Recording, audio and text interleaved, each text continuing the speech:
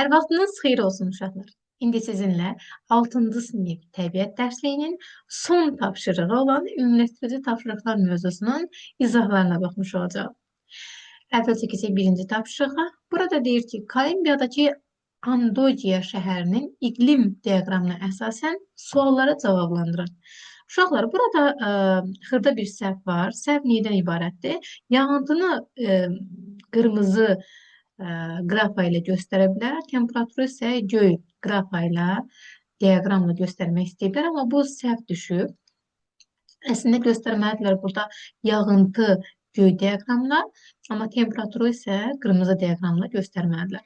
Bunun da bariz nümunəsi necədir? Baxın, mövzu izahında. Kitab yeni yazılıb.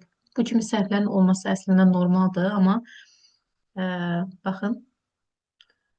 Deməli, baxın, burada temperatur olaraq göstərə bilər qırmızı diaqram ilə, amma yağıntı miqdarı olaraq da göy diaqram ilə göstərildiyi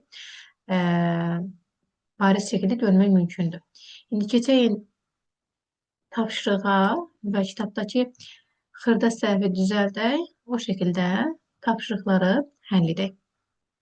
Deməli, uşaqlar, əvvəlcə səhvi düzəldək. Deməli, nə etməliyik? Burada yağıntını göy ilə, yəni bu yağıntınındır, qırmızı isə temperaturundur. Bunu bilərək artıq keçəyin tapşırıqların izahına. Deyir ki, ən çox yağıntılar hansı aylarda düşmüşdür? Baxın, həm də bunu buradan da bilmək olar ki, əgər biz düzəltməsəydik, belə çıxırdı ki, qırmızı olmuş olacaq idi, qırmızı nöqtələr olmuş olacaq yağıntı və hamısı eyni nöqtə üzərində demək olar ki, düzülüb. Bunların içərisində hansı doğrunu seçəcəksiniz?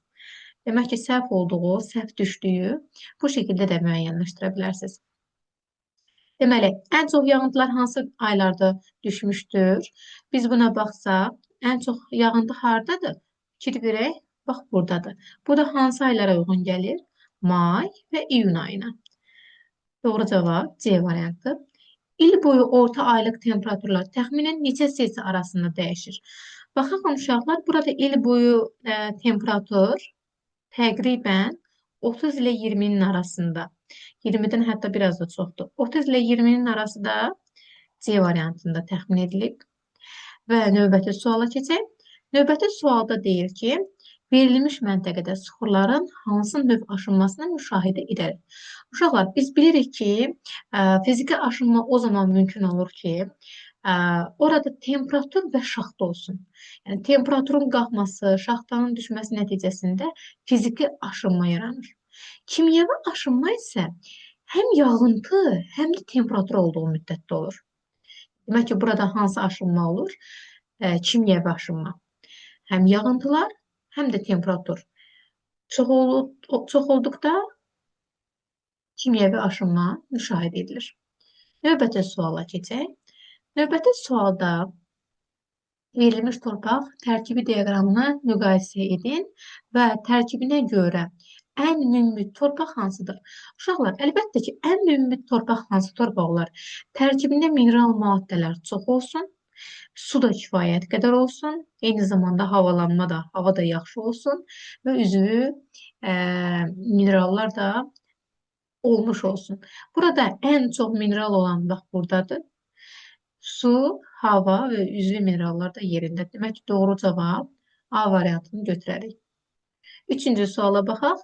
Suxurun adı obsidian, suxurun növü maqmatik, suxurun xüsusiyyəti qara, səthi hamar və parlaqdır. Bəli, bu doğrudur. Deməli, obsidianı götürərik. Qum daşı, maqmatik, eyni rəngli xeyr. Bu doğru deyil. Mərmər, mərmər metamorfikdir. Müxtəlif rəngli bərk dekorativ məqsədlər üçün yararlıdır. Bəli, burada mərmər də doğrudur. Qranit isə çökmə, müxtəlif rəng xeyr. Bu da doğru deyil. Deməli, doğru cavab olur A və C variantında yerləşir. Növbətlilərinə baxaq, uşaqlar. Dördüncü sualda deyir ki, şəkildə suxurların təbiətdə dövranı təsvir edilmişdir. Cədvəldəki sözlərdən istifadə edərək, yəni bax, buradakı sözlərdən istifadə edərək bu sözləri doldurmalıyıq qrafalara. Baxın, əvvəlcə hardan başlayaq? Vulkan püskürməsi nəticəsində. Əvvəlcə nə var burada? Püskürmə. Püskürməni yazarıq o zaman buradan. Püskürmə. Püskürmə. Püskürdükdən sonra xaricə çıxan lavalar artıq nədir? Soyuması baş verir. Soyuma buradadır. Yazırıq bax bura. Soyuma. Soyduqdan sonra uşaqlar hansı mənşəli suxur əmələ gəlirdi? Bəli, maqmatik suxur. Maqmatik suxuru bura yazarıq. Maqmatik suxur. Artıq qısa-qısa yazıram, başa düşürük. Daha sonra maqmatik suxurdan sonra nə baş verirdi uşaqlar? Parçalanma baş verirdi. Parçalanma buradadır. Yazaram bura parçalanma. Parçalanma baş verir. Parçalandıktan sonra uşaqlar nə edir? Artıq parçalanmış hissələr toplanır. Toplanmanı yazaram bura. Toplanma. Toplanmadan yazdıqdan sonra bax bütün bunlar hamısı nəyi əmələ gətirir? Çöküntünü. Çöküntü. Və bunlar birləşərək nə əmələ gətirdi sonda? Çökmə mənşəli suxur. Yazarıq bura. Çökmə mənşəli suxur. Belə. Bunları yazdıqdan sonra növbəti artıq uşaqlar çevrilmə nəticəsində. Çünki çökmə mənşəli suxur yaranır və daha sonra çevrilmə nəticəsində yazaq. Çevrilmə. Metamorfik mənşəli suxur əmələ gəlir. Burada da olur metamorfik. Mənşəli suxur. Artıq qısa-qısa yazırıq uşaqlar burada, çünki yerləşmir onsuz da. Və metamorfik mənşəli suxur əmələ gəldikdən sonra, baxın, metamorfik mənşəli suxur mantiyaya yaxındır və mantiyaya yaxın olduğuna görə artıq ərimə əmələ gəlir orada. Yenə də ərimə baş verə bilər. Yəni, orada mantiyaya yaxın olduğuna görə ərimə baş verə bilər. Və bu şəkildə bütün sözləri qrafalara doldurmuş olduq.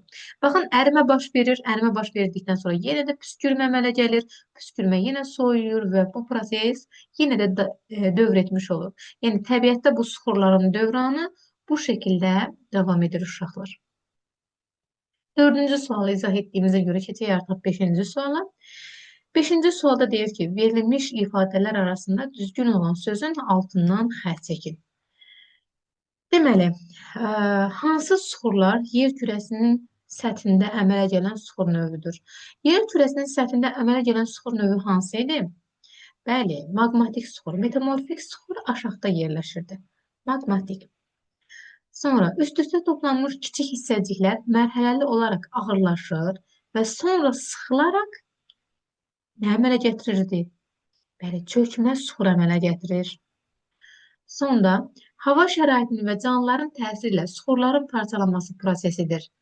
Hava şəraitinin təsiri ilə əlbəttə ki, aşınmadır, buxarlanma ola bilməz və aşınma nəticəsində suxurun tərkibi dəyişərək parçalanma baş verir. Hansı aşınma nəticəsində? Diqqət edin, tərkib dəyişir.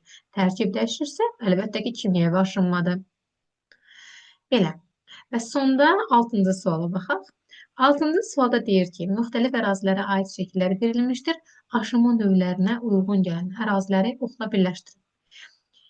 Burada diqqət etsək uşaqlar, nə var? Yağıntı var. Əlbəttə ki, yağıntının olduğu yerdə kimyəvi aşınma var. Çünki yağıntı və temperatur varsa, burada kimyəvi aşınma olur. Sonra, burada əlbəttə ki, bitki kökləri vasitəsilə suxurun aşınması da bu üzvü aşınmaya uyğundur. Və temperaturun nəticəsində suxurun aşınması isə fiziki aşınmadır. Bu şəkildə uşaqlar biz 1-ci yarım il kitabını tamamlamış olduq. İnşallah ki, 2-ci yarım ildə sizinlə görüşənə qədər. Sağ olun uşaqlar.